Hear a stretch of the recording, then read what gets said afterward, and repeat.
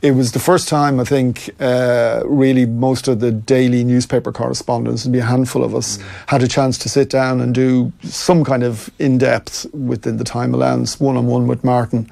And it was an interesting experience for a number of reasons.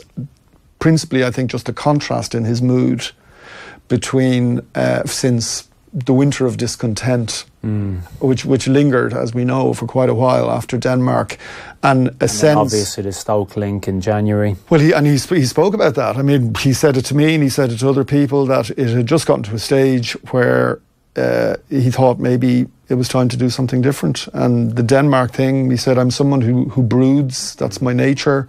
And he was clearly bruised by it. He was clearly taken aback by the criticism. And what he said to me, he said, look, on the one hand, if you're a manager, it's going to come with the territory. But he clearly, I think what galled him and what he suggested to me was that it was as if, he said, Euro 2016 never happened. It was as if beating Wales, I think, though, in this day and age, never happened. Liam, that we're all big boys at this stage, and he's in an environment where you're going to receive criticism if it doesn't go to plan, and you're only as good as your last game, to a degree. It's a common used term and phrase in football. We move on, and then I have to bring it back to it. Look, we all know the way it ended. I was quite critical of the performance against Denmark, but if you go towards January, around that Stoke time, that didn't sit well at all with me. It really didn't, because what I was doing was I was putting myself as a player into that environment. I'm thinking, we're going through a really testing time here.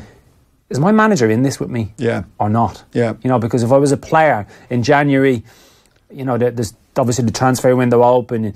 You hear about Daryl Horgan, we had on the show last week, craving first team action to put themselves in a position to play.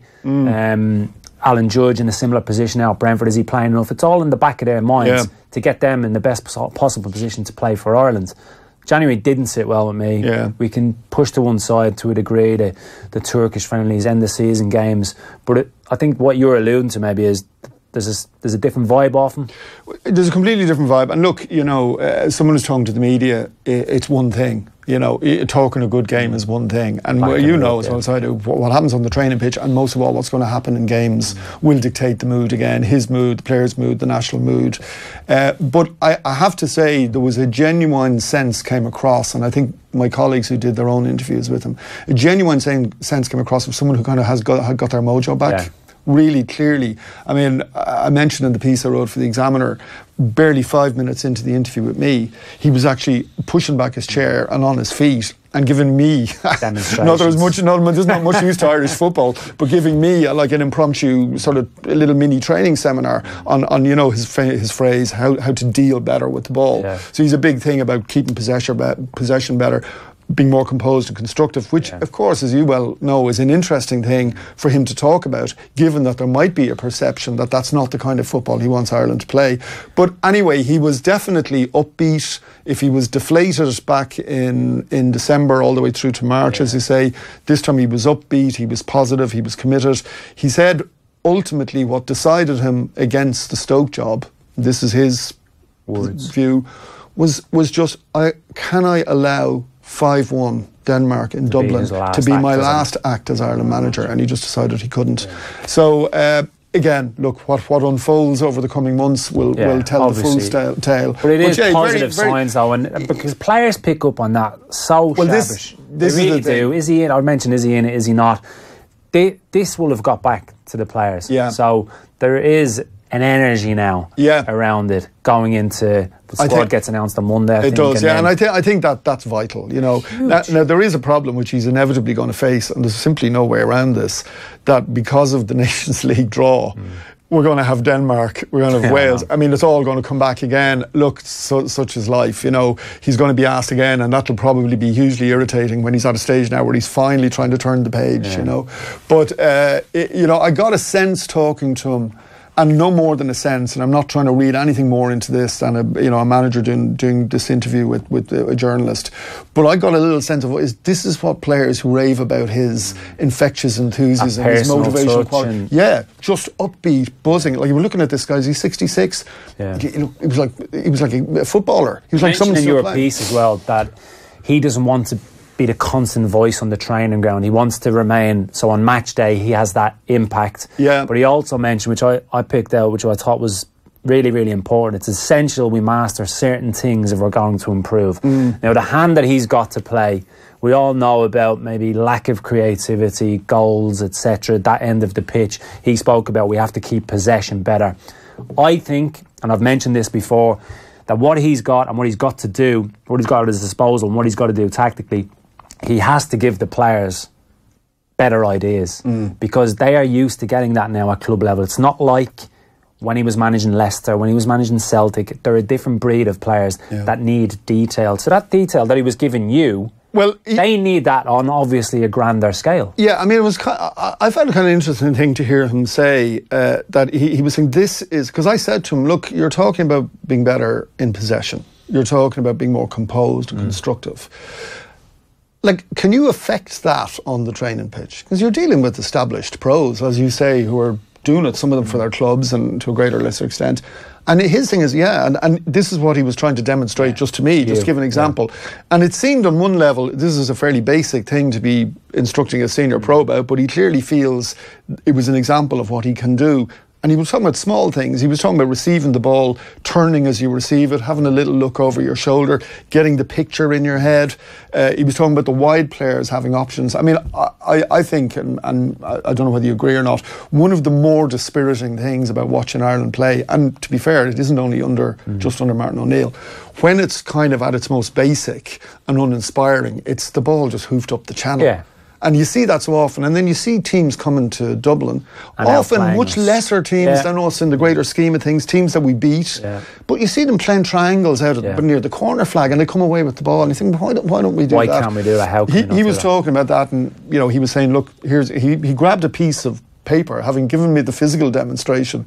He grabbed a piece of hotel stationery that just happened to be on the table in front of us, and he drew half a pitch, and he inscribed really heavy emphasis. He said, this is the wide position, and he said, this is a position I know well, right? So he was talking about options, alternatives, players shown, things you can do. You play 1-2s, you go around the back, you whip it in. That's a sign of a good team, though, and I think this is the detail that the players do need. Okay. We got heavily criticised under Trapp's reign for a basic form of football. I would suggest a 4-4-2. Yeah.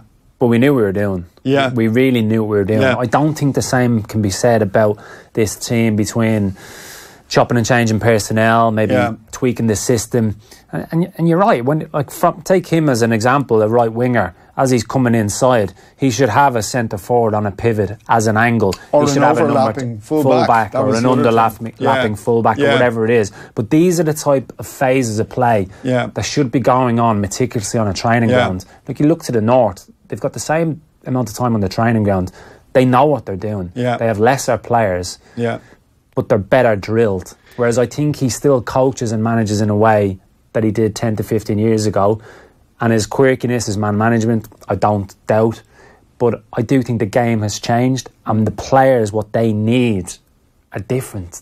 One of the things I find kind of fascinating about O'Neill's era is that, on the one hand, there have been games in which we've struggled against probably inferior opposition, and the football has been basic, and we've been sloppy in possession, we've gone long and all that sort of stuff, and the kind of stuff that people get really riled about.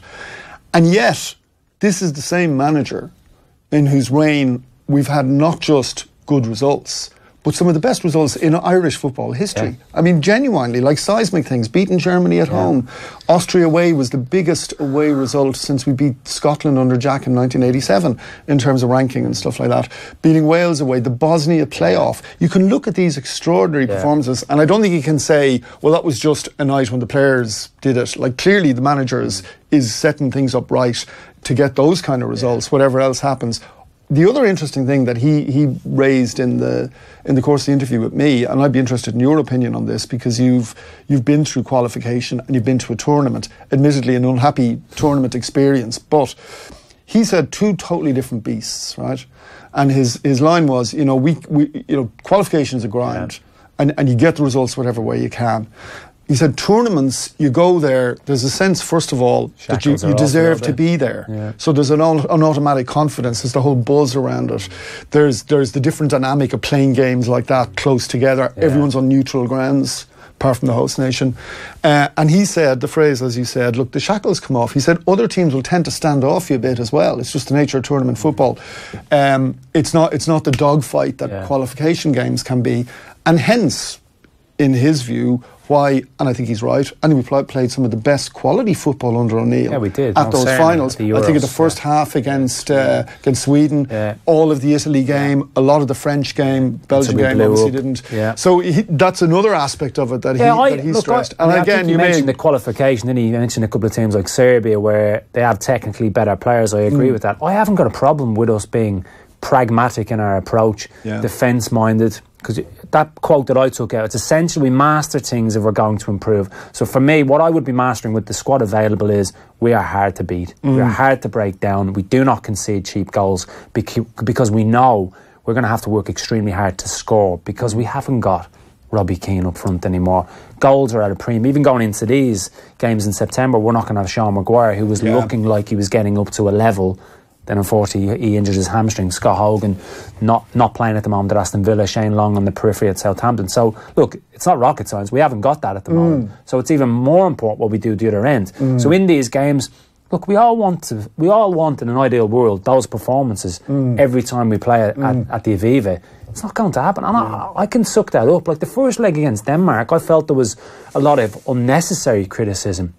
I had no problem at all going away to Copenhagen, getting a 0-0, playing in that manner, no problems at all. And you're right, certain games throughout a qualification period, there's going to be times where you get criticised, it's a 0-0 away to whoever it is, we should be beating them. Yeah, maybe, but I think defence first, the foundations have to be right, and I think we've got solid athletic players that can play from that base and have a real energy going forward to counter-attack teams. Yeah, I think though, and I suspect you agree, I mean, I think what I would love to see in the Irish team is the big results are great, and ultimately it is about results. If you qualify, everybody's happy. And if we'd having played 0-0 in Copenhagen, I did think, I have to say, that not getting an away goal was going to come back to haunt us. I really did. Just given that they had Ericsson. Now I know we had a freakishly good night, and to some extent we had a freakishly bad night in Dublin. And O'Neill, to be fair to him, takes it on the chin that he made substitutions that left us physically weakened and exposed, and then they picked us off. That was a gamble, wasn't it? Yeah, it was. And you can think, was he right to make the gamble when he did? Could he have hung on a bit longer? But look, it went against us. Like you, I don't think he can be defined by that result at all. But I would like to see, and I do, one worry I have going into the next campaign is the absence of Wes Hoolahan, to be honest. Because I think he personifies that stuff that Martin O'Neill says he wants to see more of. Composure on the ball, the ability to use it constructively and so on. What I think he needs to do, Liam, is it's for me, with the personnel available, we don't know exactly who's going to be fit in a couple of weeks' time. I think he needs to tweak the midfield. So I think instead of going a 2 and a 1 with a number 10, a Wes type, because we haven't got him, is you go to one sitter and 2 box-to-box types that you're going to have to get more out of. So Harry Arthur, we're going to touch on a little bit later in the show, has that ability if he's told how to play it, what to do. And Jeff Hendrick, how do we get him back to playing the way he played at the Euros?